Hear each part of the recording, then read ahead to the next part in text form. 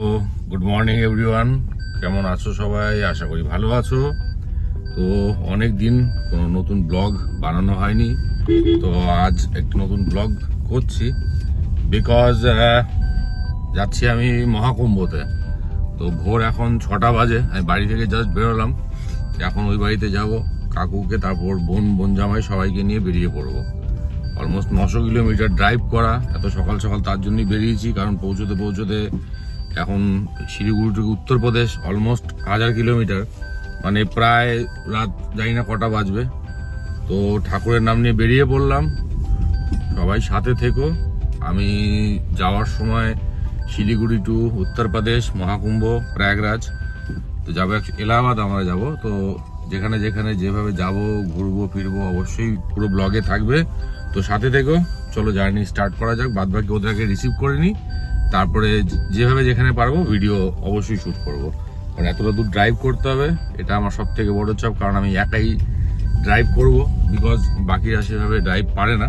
হ্যাঁ, তো সেটা একটা বড় প্রবলেম। তো যাই হোক, সাথে থেকো, চলো ভগবানের নাম নিয়ে রওনা দিই, তারপর ওদেরকে রিসিভ করে তারপরে বেরিয়ে পড়ি। হ্যাঁ চল, যার ভিতরে সাপোর্ট সবাই চলে গেলাম। চলো রওনা দেওয়া যাক। বিধাননগরে এখানে দাঁড়ালাম, লিজার শরীরটা খারাপ হয়ে গেছে হঠাৎ করে, ওষুধ হচ্ছে। এই রাস্তায় একটু দাঁড়ালাম, একটু রেস্ট নিয়ে তারপরে আবার বেরিয়ে পড়ি। ইসলামপুরে দাঁড়ালাম ব্রেকফাস্ট করার জন্য। এই যে লিজা, আমরা এখন দেখি যে বাঙালি ধাবাতে দাঁড়িয়েছি, ব্রেকফাস্ট করে তারপরে আমরা এখান থেকে একদম বেরোবো, রওনা একদম। তারপরে বিহারে গিয়ে আবার রেস্ট করবো, আর কোথাও দাঁড়াবো না। তো চলো, আমরা ব্রেকফাস্ট অর্ডার দেওয়া হয়েছে, আগে ব্রেকফাস্টটা আসুক, তারপর দেখাই কি খাইছি। লিজার অলরেডি সকাল থেকে 2বার। ঠিক আছে, চলো চলে আসতো। লিজা সাপ করছে, কাকু সাপ করলো, সকালে ব্রেকফাস্ট। চলো খাওয়া দাওয়া করা যাক।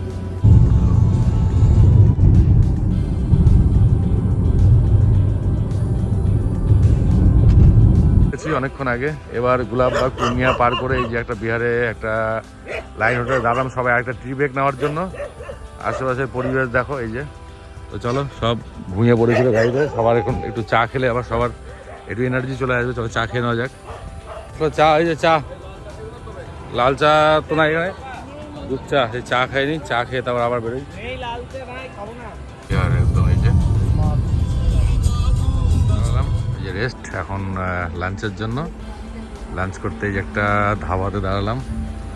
ধাবা তোমার হচ্ছে আমন্ত্রণ ধাবা, বিহারে দাঁড়ালাম। পাশে খেয়ে, এই যে সুন্দর জায়গা, সব খাবার অর্ডার করে বসে আছে। এই যে এখন খাবার আসবে, অর্ডার করা হয়েছে, খাবারটা আসুক, তারপর খেয়ে দিয়ে আবার বেরিয়ে পড়বো। খাওয়া দাওয়া শেষ আমাদের, এখন আবার বেরিয়ে পড়বো।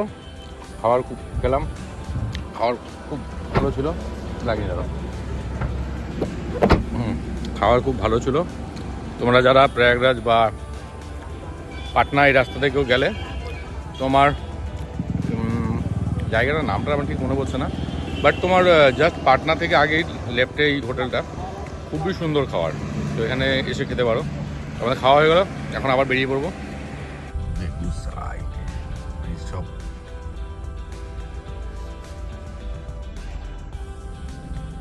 আমরা এখন কোথায়? বেগুসরাই।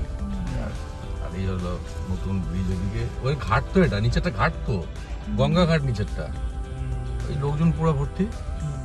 বাহ, ঘাট একদম সুন্দর একবারে। মেলার কিছু হচ্ছে, প্রোগ্রাম হচ্ছে ঘাটে, তো বিশাল ঘাট। তো প্রোগ্রাম হয়, মানে ওই যে রোজ সন্ধ্যাবেলা যে প্রোগ্রাম, সেই প্রোগ্রাম হয় এখানে। দারুণ ঘাট, তো বড় ঘাট বানানো।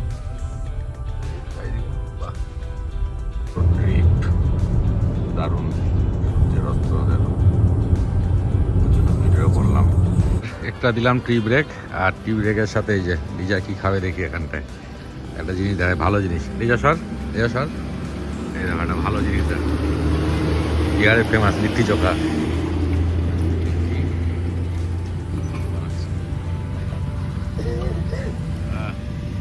দেখেই কালচারাল ফুড না, একটা আলাদাই অথেন্টিক। বড় বড় বিক্রি হচ্ছে চোখা,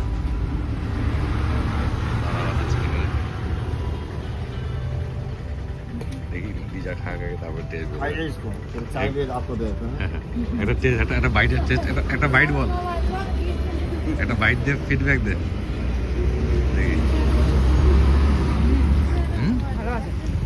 এটা হচ্ছে বিহারের অথেন্টিক খাবার এই যে কুলপুর হাউলে জায়গা পাটনার কাছেই এই যে জ্যাম মানে ভয়ানক লেভেলের জ্যাম এখনো প্রায় 300 কিলোমিটার বাকি আছে বাট এই যে অবস্থা প্রায় আধা ঘন্টা থেকে জ্যামে দাঁড়িয়ে রয়েছে এখানটায় বাজে রাত প্রায় 10টা আমরা দাঁড়ালাম মোজপুর বলে একটি জায়গা বিহারে তো হ্যাঁ ঘুমাচ্ছে খাচ্ছে আর ঘুমাচ্ছে আর একটা পার্টি করে এই পার্টি টেনশনে আছে এখন এই পার্টি এখন টেনশনে আছে বলা যাবে না এগুলো ভিডিওতে বলা যাবে না হ্যাঁ তো আমরা এখন একটু খাওয়া দাওয়া করে তারপরে আবার রওনা দেবো হয়তো আমরা রাত্রেই হয়তো আমরা ঢুকে যাব যতই রাত হোক যতটা পারছি চেষ্টা করছি গাড়ি চালানোর তো চলো আগে কিছু চা খাবো কারণ আমরা দুপুরে অনেক হেভি ব্রেকফাস্ট করেছিলাম তার জন্য আমরা কোনো কিছু খাওয়া দাওয়া করবো না একটু চাটা খেয়ে আবার টানা দিব একদম রওনা চলো একটু চা খেয়ে আসা যাক এই যে রেস্টুরেন্টে এসেছি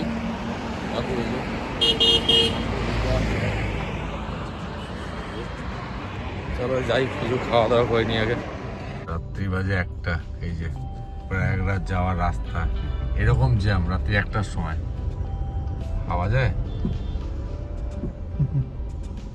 ভয়ানক জ্যাম মানে তাও 4 লেনের উপরে রাত প্রায় 1:45 তো যাই হোক সেই জ্যাম পেরিয়ে এতক্ষণে এসে আবার দাঁড়ালাম হচ্ছে একটা চায়ের দোকানে তো আর মোটামুটি খানিকক্ষণের মধ্যে বেনারস ঢুকে যাব জ্যাম তো দেখতে পাচ্ছ দেখো এত রাত্রিবেলায় গাড়ির মানে বোঝা যাচ্ছে রাত্রি 2টোর সময় এরকম রাস্তার অবস্থা এরকম গাড়ি মানে প্রয়াগরাজ যাওয়ার জন্য কালকে সবাই স্নান করবে পূর্ণ স্নান মানে কেউ বলবে না যে এখন রাত্রি 2টো বাজে তো চলো একটু চা খাই চা খেয়ে 5-10 মিনিট ওয়েট করে আবার বেরিয়ে পড়ি এটা তো ঠান্ডা লেগে গেছে কাকু আর কি করে ঠিক আছে চলো ওই আসো ভাই চলো আমার চা খেয়ে নিয়ে চা খেয়ে বেরিয়ে পড়লাম আবার কথাটা বলে দাও বিশাল জ্যাম এরকম জ্যাম জীবনে দেখিনি আমরা দিনের বেলা কম করে 4 থেকে 5 ঘন্টা আমরা জ্যামে বসে আছি এখনো পর্যন্ত দেখিয়ে যাচ্ছে রেড শেষ হচ্ছে না এখনো পর্যন্ত জানি না কবে শেষ হবে পুরো 3টা বাজে সারা দিন জ্যামের মধ্যে তুই কিছু বলি না লিজা এই ব্যাপারে না আমার বমি পাচ্ছে কেমন পেয়েছিস বমিটা আওয়াজটা কেমন চলতো এখন বাজে হচ্ছে 3:15 এই অবস্থা জ্যামে বসে আছি বেনারস বাইপাসে ভগবান জানে কখন কুম্ভ যাবো আমরা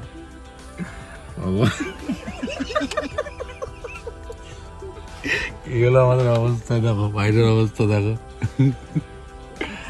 চলো ঠিক আছে কাটিয়ে এলাম প্রায় 4:30 বাজে এখনো টাইম লাগবে আমার জীবনের জায়গা শেষ করে জ্যামেটা মানে জাস্ট নেওয়া যাচ্ছে না এত বাজে অবস্থা চেয়ারে গাড়ি সব যাচ্ছে এখন তো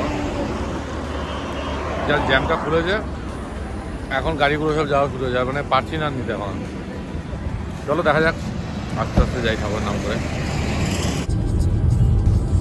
আর মোটামুটি 30-40 কিলোমিটার তারপরে প্রয়াগরাজ আমরা ঢুকে যাব আবার জ্যাম সেই ফ্লাইওভারের উপরে প্রচণ্ড লাস্টে ফ্লাইওভারের নিচ দিয়ে বেরিয়ে যাচ্ছে এখন অলমোস্ট 6:15 বাজে এখন রাতভর গাড়ি চালানো এখন দেখা যাক কতক্ষণে পৌঁছাই আবার মোটামুটি প্রয়াগরাজ থেকে 35 কিলোমিটার আগে এই যে জ্যাম মানে জাস্ট জ্যামে করে গোটা রাত কাটালাম গোটা দিন কাটালাম মানতে হবে আমরা মোটামুটি এখন প্রয়াগরাজে ঢুকে গেলাম প্রায় 7টা বাজে আর খানিকটা তারপরে পার্কিংয়ে গাড়ি রেখে তারপরে দেখি যাই না কি করবো আগে তো যাই ফাইনালি আমরা প্রয়াগরাজ পৌঁছে গেছি আর এখন এই যে গাড়ি পার্কিং করে এখন সব ব্যাগপত্র থেকে জামা কাপড় বের করা হচ্ছে এখন যাব আমরা ঘাটে অটো করা হয়েছে তো ঘাটে গিয়ে স্নান করে তারপরে আসবো তো চলো আগে ফাটাফাট রেডি হয়ে ঘাটের দিকে যাই জামা কাপড়গুলো গুছিয়ে নিই আগে ঘাটে গিয়ে তারপরে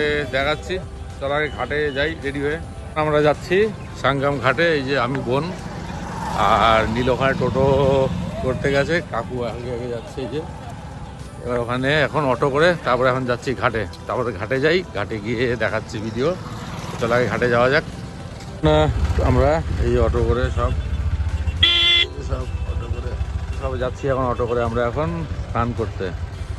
তো চলো যাই।